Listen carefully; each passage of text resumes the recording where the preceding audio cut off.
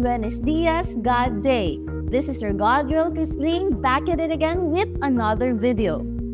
For today's video, pag-uusapan natin ang isa sa mga madalas mapagkamalan at pinangungunahan ng takot, ang HIV. Alam niyo ba, ang pamahalang lungsod ng Isabela sa pamamagitan ng City Health Office ay nag-aalok ng libreng HIV testing sa lahat ng residente ng Isabela?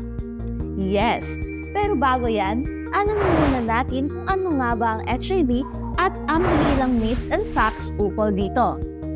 Ang HIV o Human Immunodeficiency Virus ay isang uri ng virus na umaatake sa immune system ng katawan, ang pananggalang natin laban sa iba't ibang sakit at impeksyon.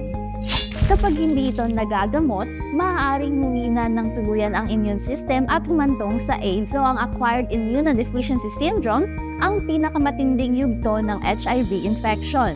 Ngunit good news, sa tuloy-tuloy na gamutan gamit ang antiretroviral therapy, maaaring mamuhay ng mahaba, malusog at normal ang mga taong may HIV. Sa tamang kaalaman at suporta, posible ang isang buhay na puno ng pag-asa at kalusugan. But anyway, HIV is real, pero hindi lahat ng alam natin tungkol dito ay totoo. Kaya alamin natin, fact or fake?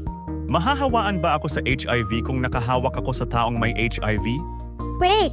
Hindi ka mahahawa sa HIV sa pamamagitan ng pakikipagkamay, yakap, halik o pakikisalamuha.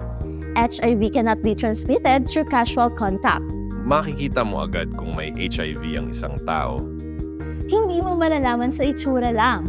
Only an HIV test can tell. Ang HIV at AIDS ay pareho lang. HIV is the virus. AIDS is the advanced stage of infection. Hindi lahat ng may HIV ay may AIDS. Wala nang pag-asa pag may HIV. Fake! With proper treatment, people with HIV can live long, healthy lives. Ang City Health Office ng lungsod ng Isabela ay nag-aalok ng libreng HIV testing sa lahat ng residente.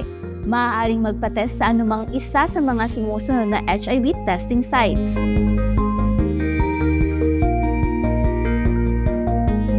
Bukas ang mga pasilidad mula Lunes hanggang Biyernes upang masigurong may access ang bawat Isabelenyo sa serbisyong makapagpapanatili ng kanilang kalusugan at kapakanan.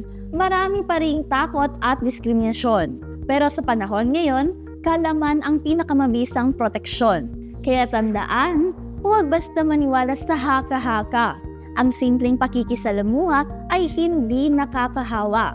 Tandaan, lamang ang may alam kaya magpa-test, magtanong at alamin ang totoo. Dahil dito sa Gadboka serye, lamang ang may alam laban sa diskriminasyon. Hindi lahat ng naririnig mo, totoo. Let's break the myths and talk about the real facts of HIV.